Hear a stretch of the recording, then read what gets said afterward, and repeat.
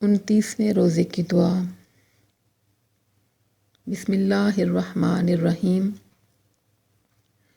اللہم غشنی فیہ بالرحمت وارزقنی فیہ التوفیق والعصمت وطہر قلبی من غیاہب التہمت یا رحیما بعبادہ المؤمنین۔ ترجمہ۔